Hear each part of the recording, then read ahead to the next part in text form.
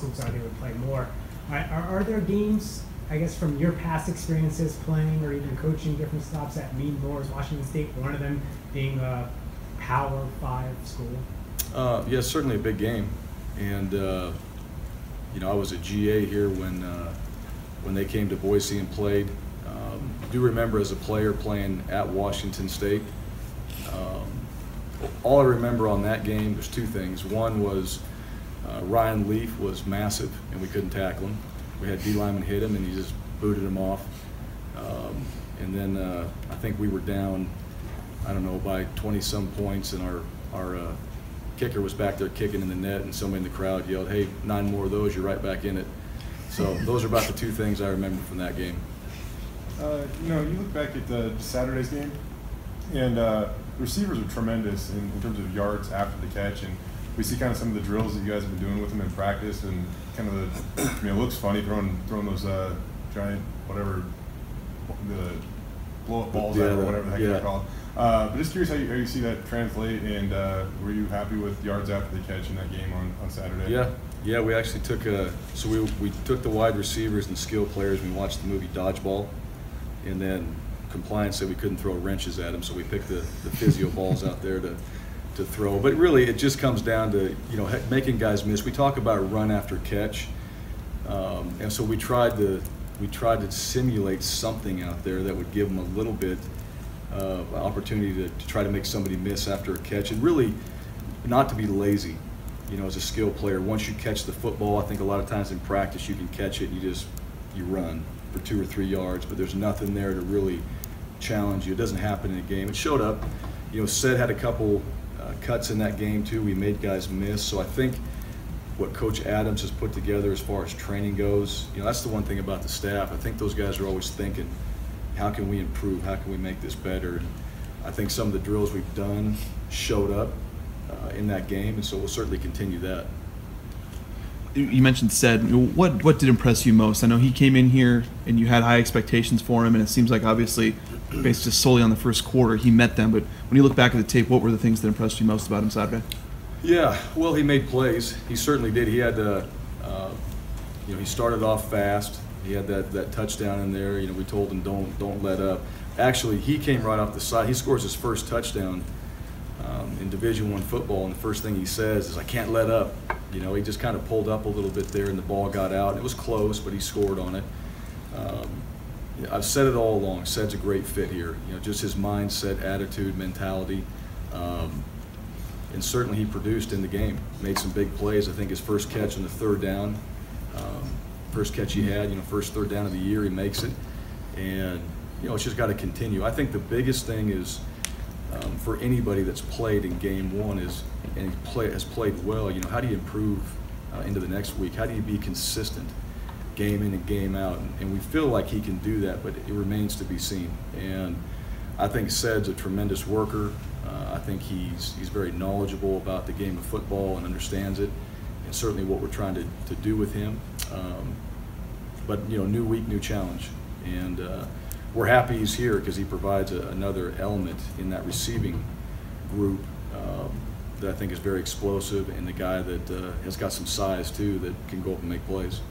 You were asked about losing last year on the blue, and I know it was option teams, kind of different, but in terms of the importance of protecting the blue and winning at home, and it seems like from the players we talked to yesterday, there has been an emphasis, at least in their own minds, over the summer coming into this. How big is it to keep that, lure, mystique, whatever you want to call, and just be able to kind of put that thing to bed, losing on the blue? Yeah, absolutely. We'll protect the blue.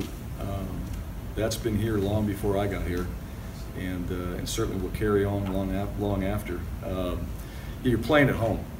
That's the one thing. I think everybody at home has some type of mentality towards when they're in their house and they're playing, and we certainly do as well. And we've been one of the winningest teams in the country at home. We want to continue that. We're proud of that, and certainly we feel like this environment, when teams come in here, it gives us an advantage, and we certainly want to take advantage of that when we play at home. So these guys have put a lot of time on the blue, a lot of sweat and blood out there, and you can never lose sight of that, I think, as a player.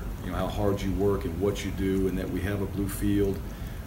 But overall, this is our home stadium, and we want to do well in front of our fans, and we certainly want to play well when we have hopefully some advantage at home when we play opponents.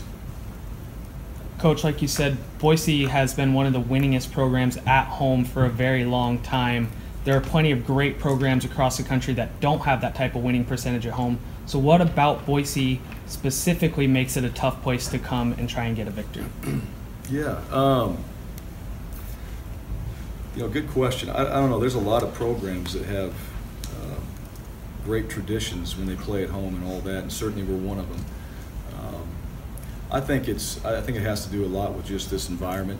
It has a lot to do with the players taking pride in playing at home. I think understanding that protect the blue and being here. But I think over the years we've obviously had good football teams, so we've had success at home. I think is a big part of it as well. So it still comes down to we got to execute. We have to play well. We got to do our jobs. I mean, teams aren't just going to show up here and lay down because they walk into this stadium. We have to go play, and that's no different. The mindset of being away, playing at home, there's still keys to a game that you have to go out there and execute and get done. And we certainly have to get that done in this game. But the thing about playing at home is it is your environment. You've practiced on that field, and you spent time on that field doing a lot of other things than football, and it should show up on game day. Having played the position, also coaching for so long, what impresses you most about football? Yeah, I think he's a heady quarterback. He gets the ball out quickly. He's got good feet. I think he's got very good command of the offense out there. I think that he's a guy that shows leadership qualities. Guys want to play for him, and I think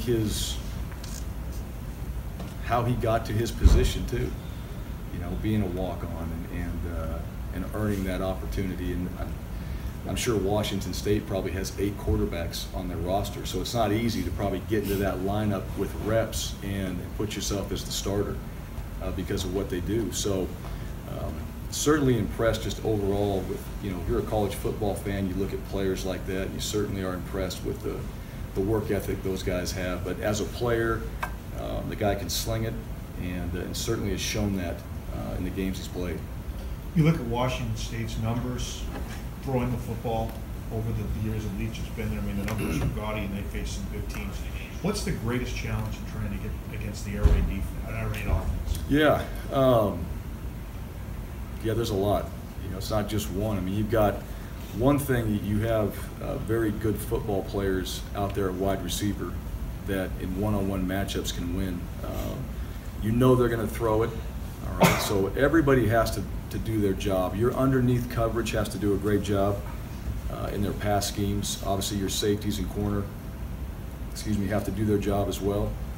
And I think it really comes down to the consistency of the defense. How can you consistently do that over and over? And certainly they're going to look at how you're trying to play them and possibly how they want to attack you. And I think that's one of the things they do a good job of. They do adjust. And the quarterback gets a feel for maybe what the defense is doing, and they're able to go out there and operate. But what's coming. And I would say this too, they do run the football. It's not like they don't have any run game. They certainly run it.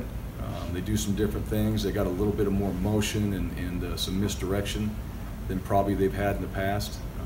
So they've taken that, and like any offense, they've evolved, and they've added a little bit more dimensions to what they do, but they're gonna throw the ball down the field now.